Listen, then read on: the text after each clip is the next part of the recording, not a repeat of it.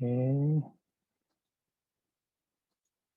An 80-person, 18-deck, 7-neighborhood beast of a cruise ship that makes the Titanic look like a kayak. It cost $1.4 billion, but cruise ships only last about 25 years. 25 years of constant cleaning and maintenance, plus an enormous amount of food, fuel, fees, and employees. But tickets can cost just $60 or $70 a day, cheaper than most retirement homes and a bit more fun. So making profit, and quite a bit of it, means optimizing everything, from a ship's flag to its precise schedule. Like airlines, the business of cruising is one of low margins at extreme scale. Cruise lines are experts at finding clever ways to save money. Norwegian cruises would even sail 1,100 miles into the middle of nowhere to avoid fines. They run a very tight ship.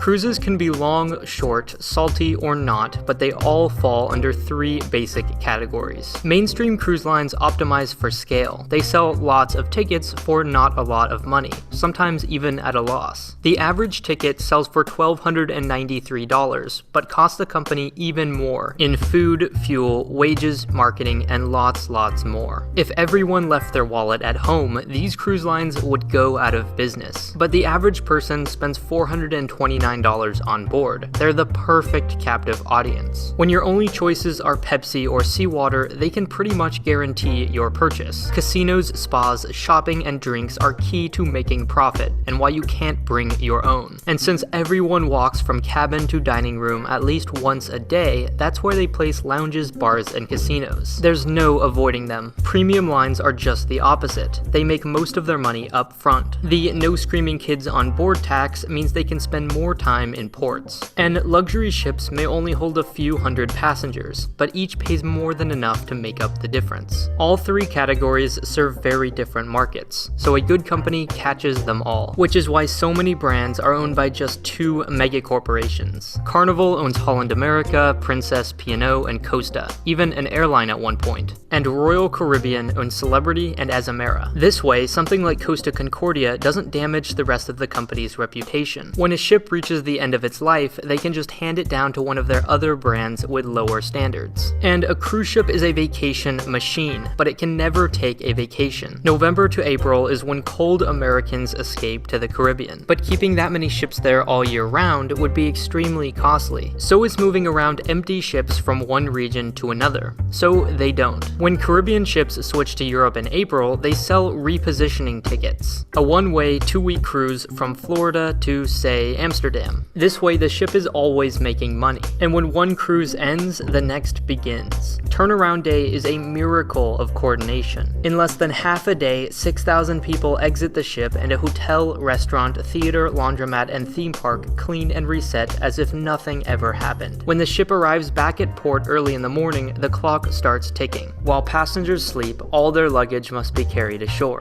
Meanwhile, trash is dumped, crew members switched, fuel pumped, and a Costco of food and supplies loaded onto the ship. 70,000 eggs, 3,000 gallons of soda, and 15,000 pounds of potatoes. By 10:30, passengers are gone, and hundreds of housekeepers rush to clean all 3,000 rooms. Then paperwork needs filed, maintenance performed, towel animals folded, and lunch cooked by Mr. Fieri, all before new passengers arrive at 1. By 5 o'clock, the ship is on its way, whether you're on it or not, because the sooner it reaches international waters, the sooner the casino can start making bank. Gambling is already very profitable, but especially when it's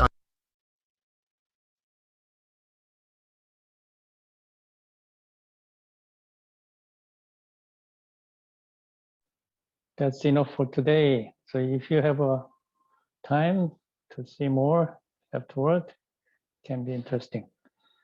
Questions? Right, move on to next slide. So cruise ship, as you see that restaurant and theater and sports center is important. And famous courses are Caribbean, Mediterranean, and Alaska. And so European and United States people enjoy the cruise ships. Nowadays, more and more East Asian people are using cruise ships, including China. So here, left-hand side, you see that Caribbean cruise ship courses. And Panama Canal, as I told you before, looks very narrow, right? So that the maximum breadth that can be passed through is 32.2 meters. So we call this kind of ship is as a Panamax class ships. And there is a gate between them. So at the through the canal, the ship is not propelling itself. They are towed by a machine on the canal, on the land. Now, canal has an expansion project, and it is already finished recently, 2 years ago, something. Let's see the video for the expansion project.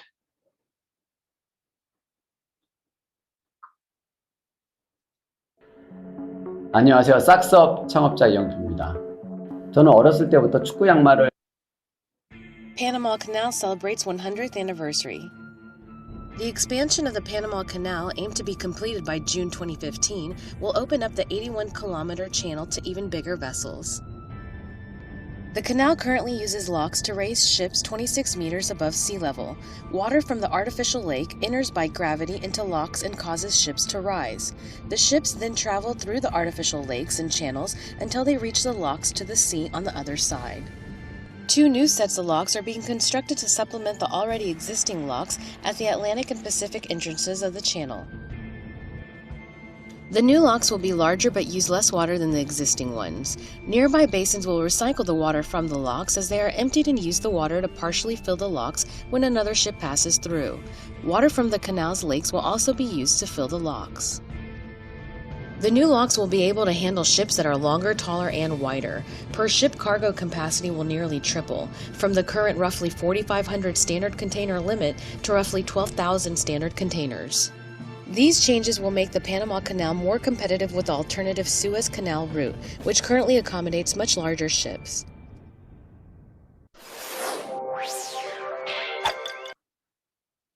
All right.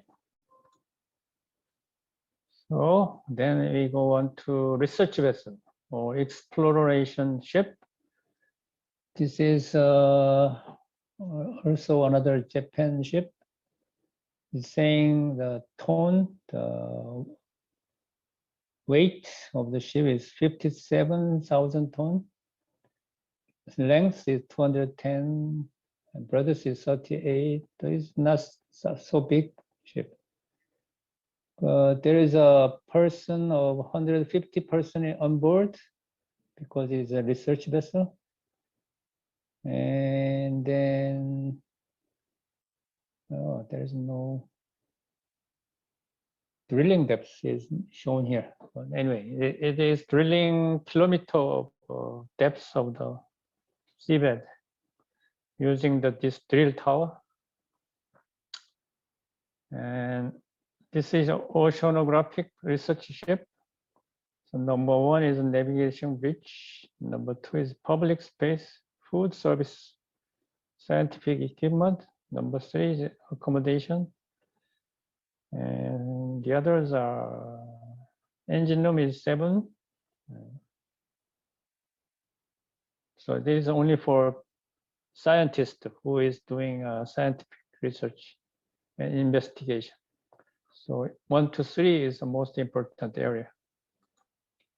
Oh, here is a class regional research vessel. More video. Let's see.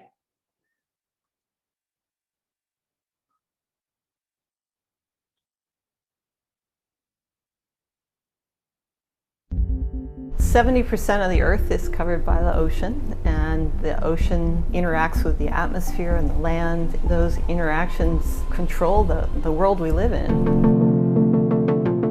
Some of the most important questions facing society includes climate change, the future of food supply, sea level rise, geohazards such as earthquakes and volcanism along coastlines. It's very important to understand the basic scientific underpinnings of all these different processes. Being able to go out to the ocean and make observations is the most critical component of oceanography. And it's going to rely on new vessels with new capabilities to use the ship efficiently and gain the maximum benefit for the most people. When we were approached by Oregon State, one of their key objectives was to make this as green a ship as possible. We've gone to great lengths to incorporate the latest technologies into the ship to keep it as environmentally friendly as we can. We've decided to use variable speed alternators to make electricity. We've also used LED lighting wherever possible. We're using waste heat, so the heat from the engines, we'll use that to heat domestic water and to actually make potable water for the ship. The design of the ship is very, very important to the efficiency of the ship.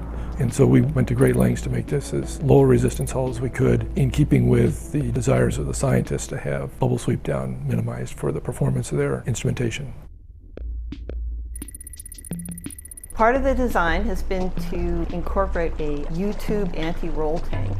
And so that means the vessel can operate in more challenging environments, and a lot of our coastal environments do see some pretty severe weather conditions, and we like to be able to investigate ocean processes under all conditions, not just on a sunny day.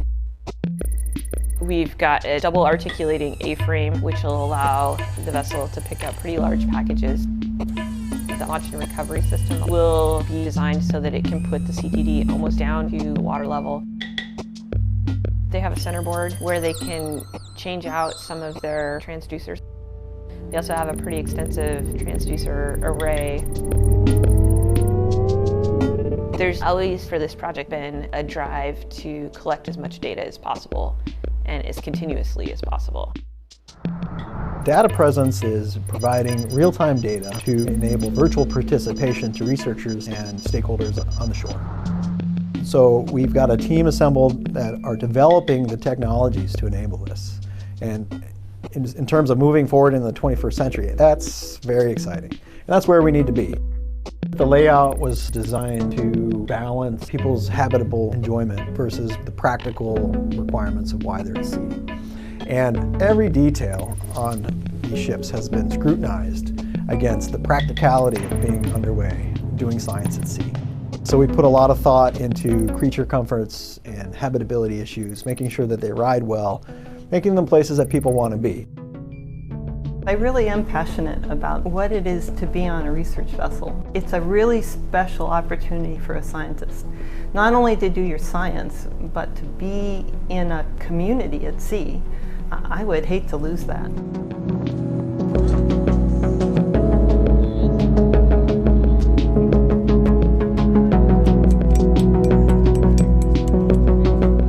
If we're really going to understand and answer questions about our future, how we can leave to our children and our children's children a better planet where food supply is more constant, where people can have clean water, where plants can grow, we really need to understand what's going on in the oceans.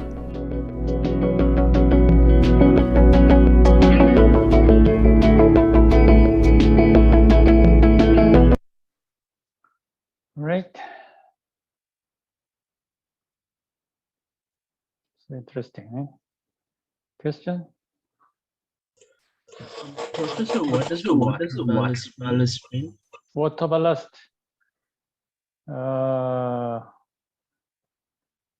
It is water used for balancing the ship, in short. So when there are many cases when the ship is in inclined position because of the cargo, or because of the damage, or because of the wind, or many cases. So I need to make this the ship correct position, so that they use, because water is very heavy, they move some water from tank to tank, from the left to the right, so that the position of the ship can be correct. That kind of water we call is a ballast water. And there is a special tank which hold that water. So we call this as a ballast tank. It is used for balancing the position of the ship. Is it okay? Is it? Did I answer your question?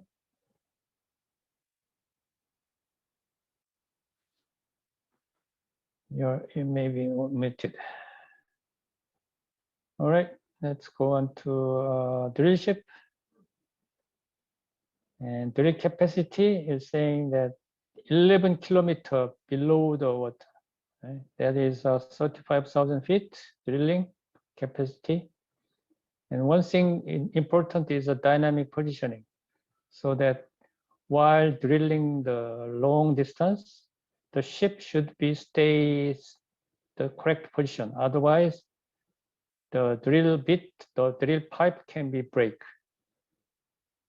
But because there are so many disturbances coming, wave and current and wind, so that dynamic positioning is the best answer. Also, the depth of the water is high there. So you cannot use anchoring or something other. Footing device is not working. So dynamic positioning using several of propellers at the front, at the side, at the back. Oh, here is another video for the drilling ship. Probably coming from Japan again. Let's see.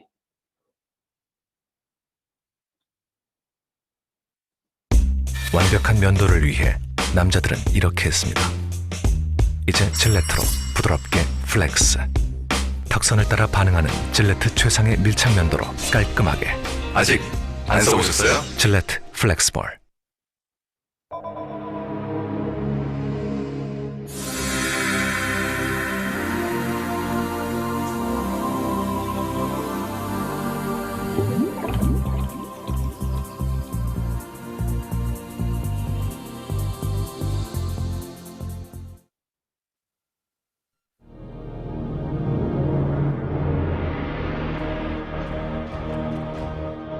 How does the deep-sea drilling vessel Chikyu drill into the seafloor?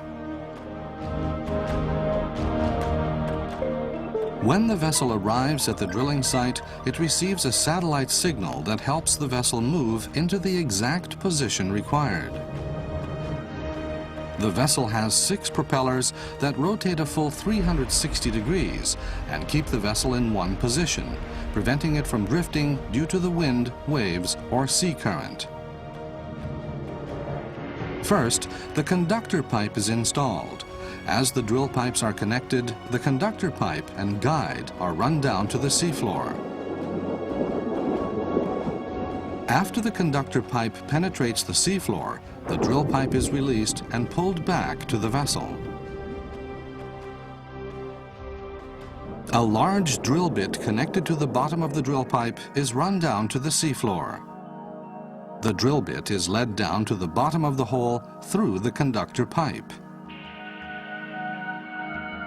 The drill bit rotates and drills the sediment and rock below the seabed.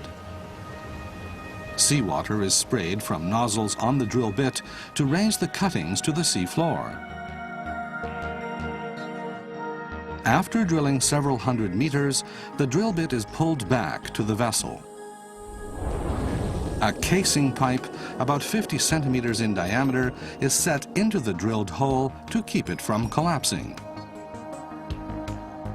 The casing pipe is run down through the conductor pipe and is inserted into the hole using the drill pipe. Cement is pumped into the space between the hole and the casing pipe to fix the pipe in place.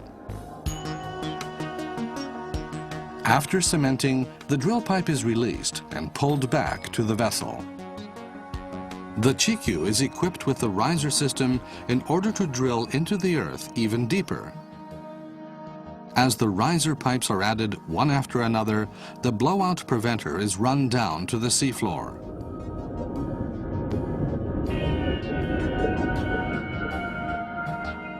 The blowout preventer is connected to a wellhead which is located on top of the casing pipe. The vessel is now connected to the seafloor via the riser pipe.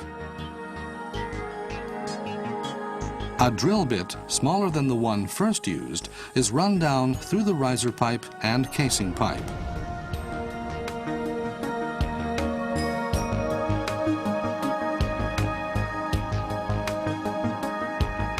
The drilling begins. Once the riser pipe has been connected, drilling mud is used instead of seawater. When the target depth is reached, the drill bit is pulled back to the vessel. To drill the hole even deeper, a narrower casing pipe is set in to protect the drilled hole. After the casing pipe has been installed, cement is pumped into the space between the hole and the casing pipe to fix the... Okay, let's stop here.